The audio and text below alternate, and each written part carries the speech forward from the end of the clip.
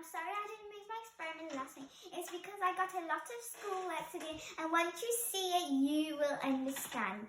So today we are going to be making a tin hedgehog. But before we start, I'm just going to tell you all the safety stuff you need. So you need to have some safety glasses and your safety gloves. And you must always do the experiment on the plastic tray given to you. And this is still from Mel Science, like how we did last week. And I will leave the link to last week's video in the description box below. So before we start, I'm just going to read the scientific description of this. So the scientific description: metals in their metallic form are made of positively charged particles embedded in a negatively charged cloud of electrons. Particles of some metals like to reside inside such a cloud more than others. In our experiment, tin Sn would rather chill inside a cloud of electrons, whereas zinc Zn is relatively more inclined to float on its own as a charged particle, or as a chemist would say, an ion. When we place a zinc pellet in a solution containing tin ions Sn2+, the tin ions pull the electron blanket over, turning into metallic tin, and zinc ventures out into the solution. The tin particles do not just settle all over the place randomly. They prefer a certain way of sitting next to each other. Chemists call this crystal structure. This is why tin forms elegant needles and does not cover the zinc pellet evenly. Other compounds, meanwhile, have different crystal structures. If you take a solution containing, say, copper ions, CuSO4 for one, instead of tin ions, you won't create an easy hedgehog, but rather some completely different beast. Even tin itself can have many crystal structures. At very low temperatures, tin prefers a different way of packaging itself, which greatly affects its properties. Solid pieces of tin turn brittle and crumble easily. This phenomenon is called tin pest, and it can cause a lot of trouble if you rely on something made of tin when it's freezing cold. Some say that polar explorer Robert Scott learned this the hard way, as his expedition found itself in the middle of the frozen Antarctic desert with no way to get warm. The cans holding their fuel were soldered with tin, which crumbled in the cold and let all their fuel leak away. How does the tin hedgehog form? The zinc metal, or the Zn, reacts with the tin chloride SnCl2 present in the solution. The following reaction occurs: SnCl2 plus Zn, Sn plus ZnCl2. During the reaction, the tin precipitates from the solution as beautiful crystals. The tin crystals grow on the surface of the zinc pellet. That's how the tin hedgehog appears. Why do tin needles appear? We have already worked out where the tin comes from during the experiment. It is taken out of the tin chloride solution, or the SnCl2, and replaced by the zinc. But why does the tin precipitate on the zinc pellet as fancy needles? The reaction between SnCl2 and Zn takes place near to the surface of the zinc pellet. Tin, which is a product of this reaction, grows as needle-like crystalline structures. This process is called crystallization. That's a big word. Every metal possesses a set of unique chemical and physical properties, such as a specific structure for its crystals. Crystals of tin are strong and relatively elastic, and the speed of crystal growth in one direction is faster than the speed of crystal growth in other directions, which results in the appearance of long needles. Can you grow hedgehogs from other metal parts? Let's remind ourselves what happens in this experiment. Zinc reduces the tin in the SnCl2 solution to form a metallic tin, which crystallizes from the solution as metallic needles.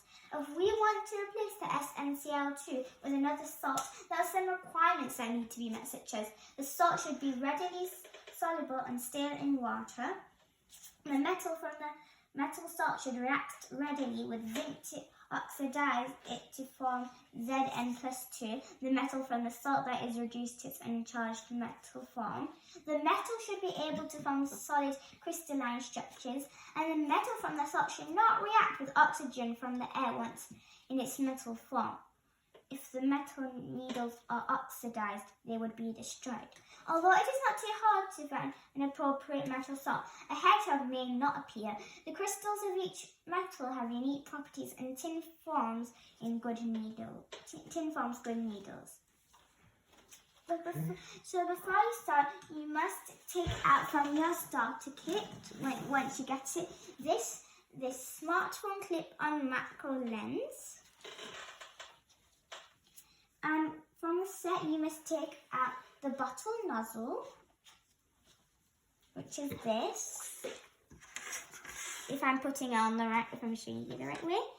You need protective gloves. Well, we've already done the experiment, so we already used a pair of protective gloves, so we've just got some more. The pin opener, which is this, if I can pick it up. So I'm just going to drag it here. Technical difficulties. If you're wondering. I like to apologize. We've got it. Anyway, the pin opener. You need the plastic vial, which is this. Plastic vial. You also need to take out the tin chloride and the zinc. And you also need the NaHSO4, don't forget that. The first step is to remove the cap from the tin chloride SnCl2 bottle. You need to remove this cap. It's fine. No, you have to, it's got to. Yeah, you just do it. There you go. So, then we need to put all of the NaHSO4 into... Can you open that? Yeah, you can open it. Technical difficulties again. So we need to put all of this inside the SnCl2 bottle. Excuse me. Let's open this first. Oh yeah, I forgot. And make sure you have an adult whilst you do these experiments. Make sure you've got adult supervision, because some parts might be a bit dangerous. Now you need to put. I can hear that.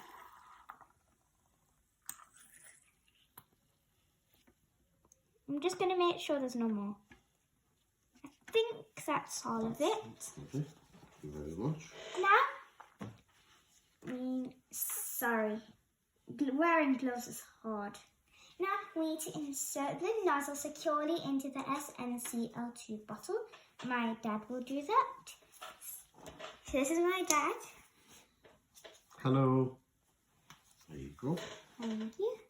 Now we need to put on, instead of this white cap, we must put on the red cap. And my dad will do that again.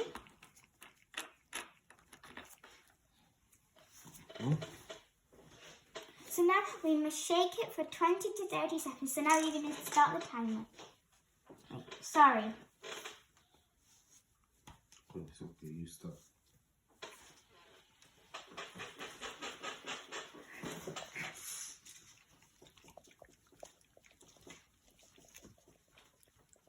And don't mind us tilting the camera, we just like tilting the camera.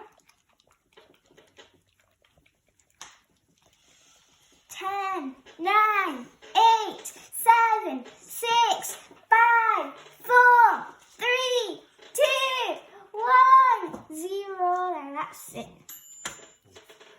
Ding. Now we need to fill the plastic vial halfway. Just gonna try if I can open it. Please open this plastic vial. For you. Wearing gloves is hard. Again.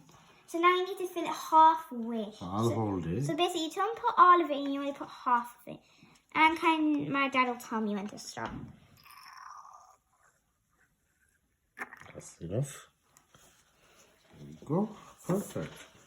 Now we need to take one pellet from our zip. Which I took out earlier. Yeah. You take that. So if you're carefully- wondering how they look, it looks like this. Here, I need to put it. Oops. There you go.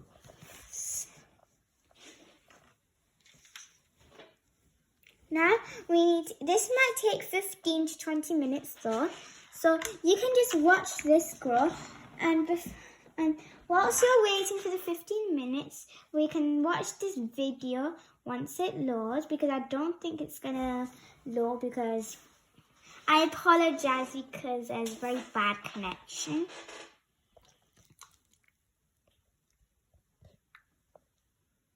Okay, now we can watch this video about. This will come on in a minute. There you go. While Sorry guys.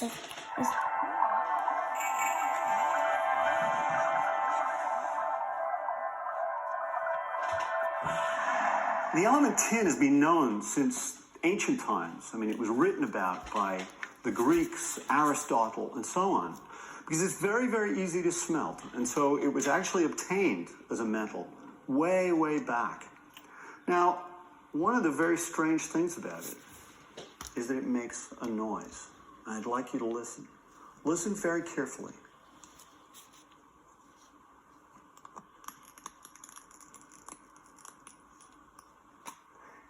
Can you hear that creaking? It's called the cry of tin. And tin is almost unique. The only other element that does this, I believe, is indium. And it's a process by which, when you distort this metal, the crystal planes actually slide past each other. And in doing so, there's a series of abrupt jerks. And that gives rise to that creaking noise. And so that creaking noise is really reflecting something very important about the internal structure of the metal. But there's more to it. That isn't just the only sound that tin makes. In fact, tin has been used in alloys to make bells, for example, and somewhere else, in organ pipes. And I'm just going to step back and have a listen. This is actually a tin-lead alloy, and I'm going to blow into the bottom of it.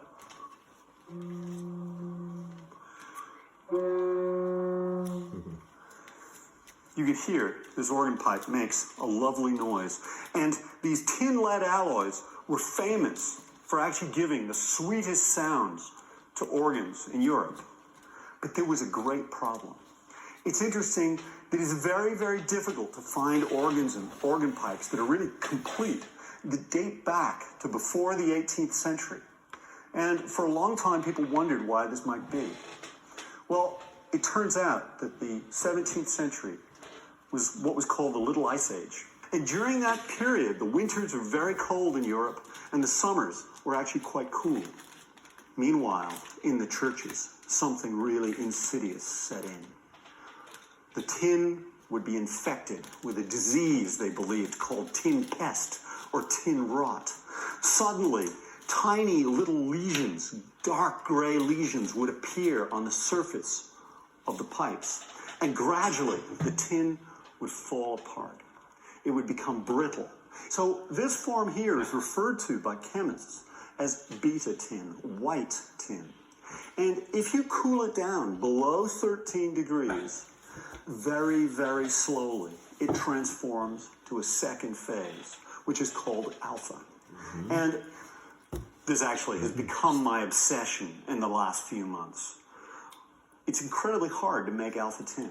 If you look at research papers from the last 40, 50 years about alpha tin, every single one says alpha tin is very interesting because the arrangement of the tin atoms is exactly the same as what you have in diamond, in silicon, in germanium, but we can't make it. We've really struggled. It's very hard. And in fact, I've managed to make a little bit. And you might want to take a look here, and you can see them, the gray tin sitting in this little vial, which looks actually rather reflective, but much darker than its brighter cousin. Now, this seemingly trivial transformation has actually taken me almost 6 months to achieve. So the secret is to use tin foil. No, not that crinkly stuff you have in the kitchen. That's actually aluminium. But this stuff, this is real tinfoil.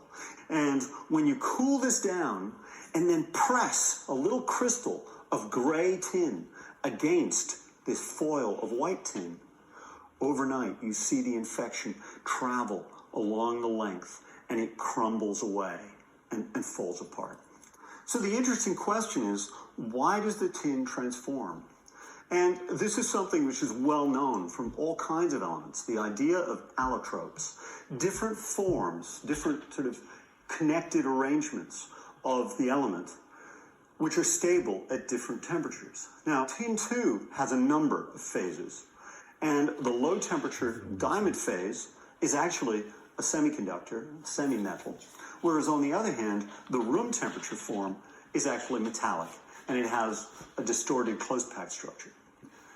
If you start applying high pressures to these materials, you know what? You can transform them to other phases, other arrangements again. And so playing around within this space of temperature and pressure can give us huge amounts of information about what's actually going on in terms of the bonding of these materials and to help us to understand the thermodynamics and the fundamental physics of what makes tin tick.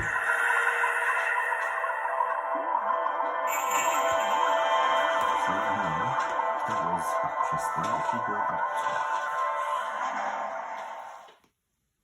That was a really interesting video, wasn't it?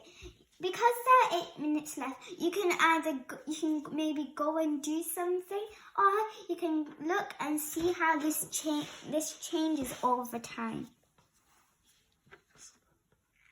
This is, as you can see, this is really small, but it's still really cool.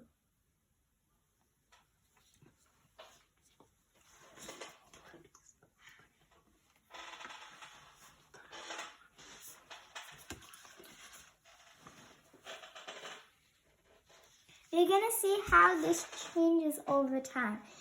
Right now, it is actually really, really cool. And we can maybe read this a little bit more about this whilst we're waiting. You might already, if you have remembered, I might have read some of it again, but not all of it. So let's start.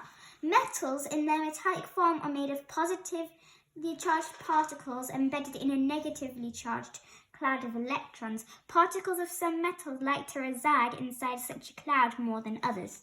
In our experiment, tin SH would rather chill inside a cloud of electrons, whereas zinc Zn is relatively more inclined to float on its own as a charged particle, or as chemists would say, ion. When we place a zinc pellet in a solution containing tin ions Sn2+, the tin ions pull the electron blanket over, turning into metallic tin, and zinc ventures out into the solution. This is actually really interesting, so that's why I'm going to read this a bit more. Tin Hedgehog. The tin particles do not just settle all over the place randomly. They prefer a certain way of sitting next to each other. Chemists call this crystal structure. This is why tin forms elegant needles and does not cover the zinc pellet completely. Other compounds, meanwhile, have different crystal structures. If you take a solution containing, say, copper ions, CuSO4 for one, instead of tin ions, you won't create a needly hedgehog, but rather some completely different beast. Even tin itself can have many crystal structures. At very low temperatures, tin prefers a different way of packaging itself, which greatly affects its properties. Solid pieces of tin turn brittle and crumble easily. This phenomenon is called tin pest, and it can cause a lot of trouble if you rely on something made of tin when it's freezing cold. Some say that polar explorer Robert Scott learned this the hard way as his expedition found itself in the middle of the frozen Antarctic desert with no way to get warm.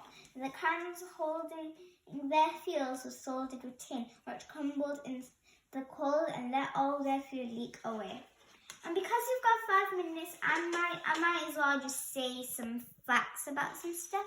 Like, did you know the sun is 4.6 billion years old, and even though Mercury is the closest planet to the sun, the temperature is minus 173 degrees. This is because Mercury has almost no atmosphere for trapping in heat. Well, Venus is next to Mercury. It's the hottest planet because it's got the biggest atmosphere for trapping in all the heat. The next to that is Earth, and Earth is not too far from the sun, but then not too near to our sun. That is why Earth is a good planet for living on. And also, scientists think that there are 40 billion other planets that are like Earth. And they call planets that are like Earth, they call them in the Goldilocks zone. And also I'm just telling you random facts though. And also I might tell you a random fact, but did you know that the Sahara Desert, you might think that is the biggest desert, but it's not. Antarctica is actually the biggest desert. This is because in order to be a desert, it has to receive under 10 inches of rain a year, and that also happens to Antarctica. So that means Antarctica is also a desert. So that means Antarctica is the biggest desert, and it's also the only continent with no other countries inside of it. And we still got 3 minutes left, and now we'll take a look at our little hedgehog. Good idea. Our little hedgehog right now, it's really small and really cool. But you can see the spikes. Yeah, you can see all of the spikes coming out of it. And also, did you know Mount Everest is not the tallest mountain? There is another mountain taller than Mount Everest, but I've forgotten the name. K2. And I've forgotten the name of it. It's called K2. And why it makes my gloves, they make a sound whenever I do this. It's a bit of an obsession. So right now I'm just going to tell you some more about Mel Science. I might have already mentioned this in my first video, but if you've not watched my first video, we are just going to go here and show you what you get inside your first one. You get our glasses that we're wearing right now. You get these. You get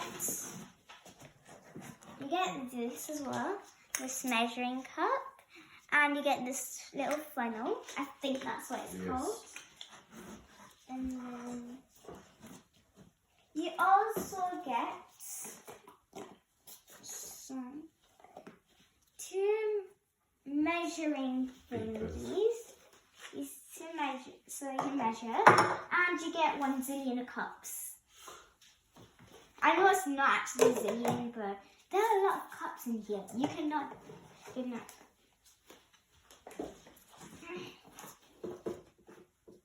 Now it also comes with this. I don't know. Lab equipment. It also comes with this lab equipment. I don't know what this is actually called, but we might use it in our future videos. You never know. Pretty sure we will. But I'm pretty sure we will, because why would it come in the kit? You also get this. And I do not know what we might use this for either, but you never know. And I also don't know what video I'm going to be doing next. It also comes with this. If you're wondering what this is basically a stand for your device. So you can put an iPad, phone, etc. Well, really only iPads and phones. It also comes with 3 of these. I really do not know what we're going to use for it. We'll see. It also comes with this. It's basically supposed to fold into something a bit like this. Stand, yes. It's a stand. And it looks strange and true at the same time. It also comes with this macro lens, which you can use it to take pictures, close-up pictures. And also there's this funnel. And now we're just going to go back to our hedgehog. 10, 9, 7, 6, 5, 4, 3, 2, 1, 0. And now that is the end of that. Now you can take a photo of it with a macro lens, but then we can probably do that in a bit. Yes, we'll definitely do. Don't need to make And now we're going to say it works, and we're just going to rate this a 5-star because I really liked it. Now we can watch a video on how it works. Was your hedgehog especially prickly? Let's talk a little more about how this was able to form. We made a solution of tin chloride, which contained positively charged tin ions and negatively charged chloride ions. Then to that, we added some zinc. The tin ions will steal electrons from the neutral zinc atoms to become neutral tin atoms. So tin is reduced, which must mean that the neutral zinc atoms are oxidized to become positively charged zinc ions. Now that some of the zinc has a formal charge, it will prefer to sit in solution, whereas the now neutral tin atoms will have a tendency to precipitate. And that's exactly what they do, crashing out of solution to make the needles of the hedgehog by depositing directly onto the pellet.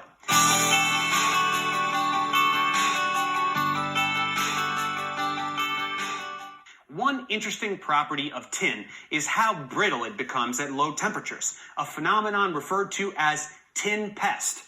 Soldiers in Napoleon's army fighting in the bitter cold of Russia in 1812 found that their tin buttons would crumble apart, making their uniforms difficult to wear, and it is believed that this was a huge factor in their defeat. 100 years later, an expedition to the Antarctic, led by Robert Scott, may have met a similar fate when fuel tanks soldered with tin deteriorated. Beyond this, we use all kinds of tin compounds for things like preserving food, coloring agents, abrasives for polishing, and certain kinds of glass. We also make alloys out of tin, which are mixtures of metals, like bronze, which is a mixture of tin and copper. Tin is clearly quite an important element when it comes to chemistry as well as industry, so take good care of your new hedgehog friend. So now we will be taking the hedgehog out so you can see it better. And now I'll make my dad do that because I don't really trust myself. Well, I trust myself, but then I want my dad to do it. So we're just going to basically... We'll be able to show you it better once we put it here. We're just going to take out all the water because it's important. And make sure you don't break the hedgehog, because if I do, make sure... You don't need to take it out. We don't need to take it out. You can have a good look now. Sorry if you can't see it. No. There you go. That is our hedgehog. And if you want to see how this forms properly, I will leave the link in the description box below. So that is the end of our... So this is like... So that is the end of our science video. I hope you enjoyed it, and stay tuned. Make sure you click that subscribe button and that notification button. Leave it on all notifications. So I will see you in the next video. Bye bye.